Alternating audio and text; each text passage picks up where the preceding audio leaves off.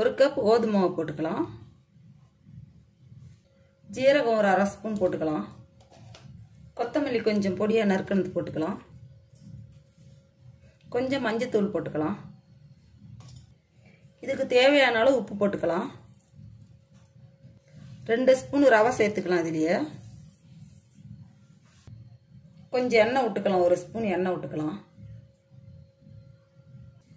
இதெல்லாம் சேர்த்து நல்லா கலந்து விட்டுறலாம்.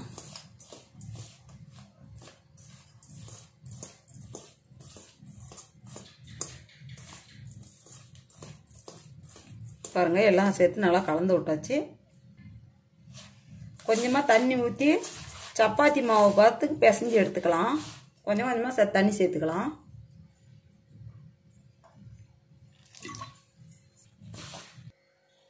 பாருங்க, இந்த அளவுக்கு பிசைஞ்சு எடுத்தாச்சு. நம்ம பூரி மாவு பார்த்து பிசைஞ்சு எடுத்தாச்சு. பாருங்க எவ்வளோ சாஃப்டாக வந்துருச்சு.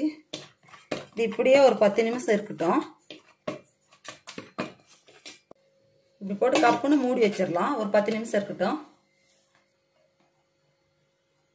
இப்போ எண்ணெய் ஒரு 3 ஸ்பூன் எண்ணெய் சேர்த்துக்கலாம். பொடியாக நறுக்கி வச்சிருக்கிற வெங்காயத்தை இதில் சேர்த்துக்கலாம்.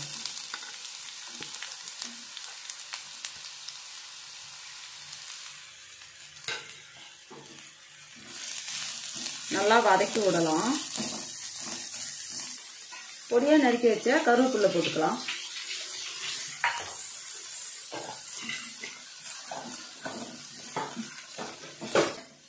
பொடியாக நறுக்குனா பச்சை மிளகாய் 1 சேர்த்துக்கலாம்.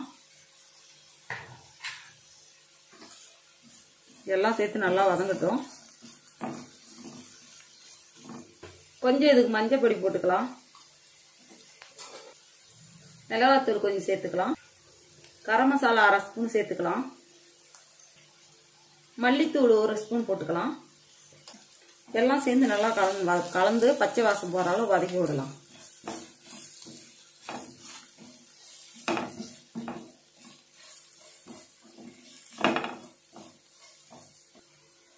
இதுக்கு தேவையான அளவு உப்பு போட்டுக்கலாம்.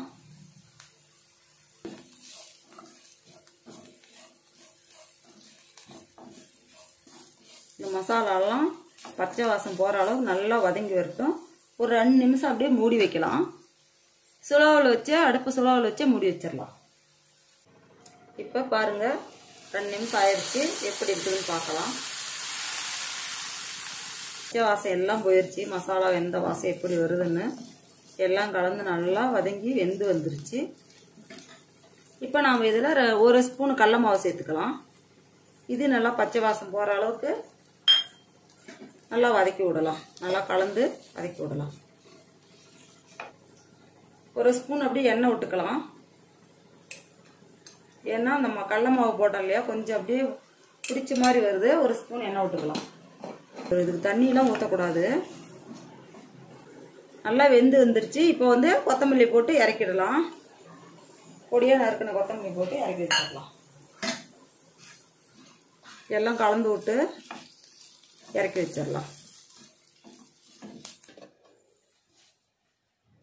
பாருங்க, நல்லா ஊறி சாஃப்டாக வந்துருச்சு. பாருங்க எந்த அளவுக்கு இருக்குதுன்னு. ஒரு 10 நிமிஷம் விட்ட உடனே எல்லாம் ஊறி சாஃப்டாக வந்துருச்சு. இப்போ நம்ம நல்லா தேய்ச்சி எடுத்துக்கலாம்.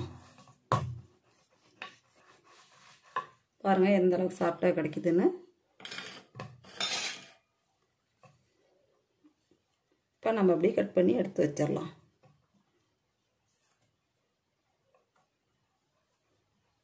பாலாட்டம் முடிச்சாச்சு. இப்போ இதை எடுத்து வச்சுட்டு தேய்க்கலாம்.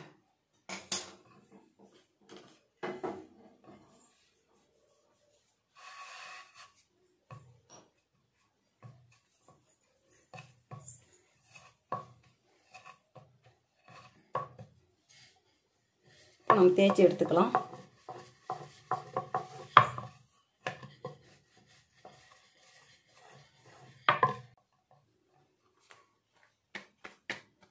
பாருங்க எந்த அளவுக்கு லேசாக இருக்குதுன்னு. இந்த அளவுக்கு இருந்தால் போதும். ரொம்ப மொத்தமாகவும் வேண்டாம், ரொம்ப சன்னமாகவும் வேண்டாம். ரவுண்டு ஷேப்பாக வச்சு கட் பண்ணி எடுத்துடலாம்.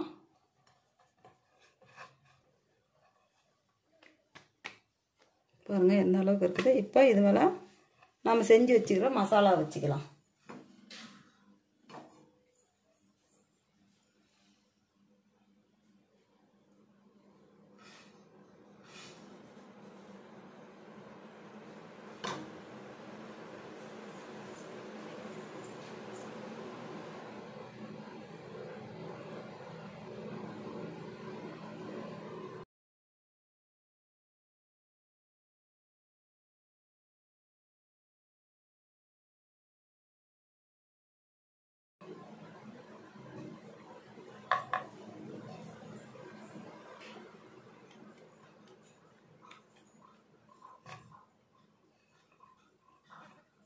பாருங்கள், இப்படி இந்த அளவுக்கு பிடிச்சிக்கணும். இப்படி சேஃபாக வந்துடும். இந்த அளவுக்கு பிடிச்சிக்கிட்டா இது வந்து காலையில் டிஃபனாகவும் செஞ்சுக்கலாம், நைட்டுக்கு சாப்பாட்டுக்கு செஞ்சுக்கலாம். இப்படி செஞ்சுக்கலாம். பாருங்கள், தேய்ச்சி எடுத்து வச்சுருக்குது. இப்போ நம்ம எண்ணெயில் பொரித்து எடுத்துக்கலாம். எண்ணெய் காஞ்சிருச்சான்னு பார்க்கலாம். காஞ்சிருச்சு. இப்போ நம்ம போட்டு ஒவ்வொன்றா பொரித்து எடுத்துக்கலாம்.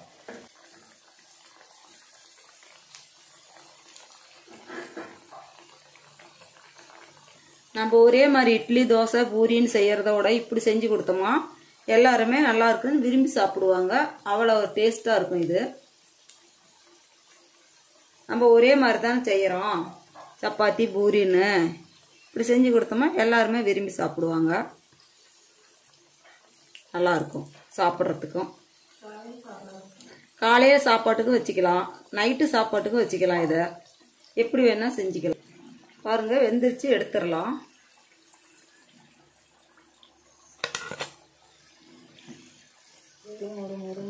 எவ்வளோ மொறுமொறுன்னு நல்லா இருக்குது. ஆனால் எண்ணெயெல்லாம் கொஞ்சம் கூட குடிக்காது. எண்ணெய் குடிக்கணும்னு எனக்கு வேணாம், எண்ணெய் தன்மையே இருக்காது.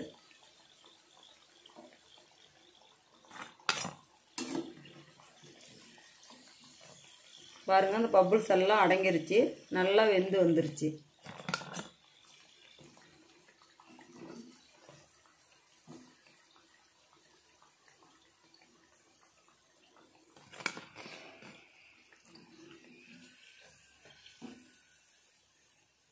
அதனால எடுத்துக்க.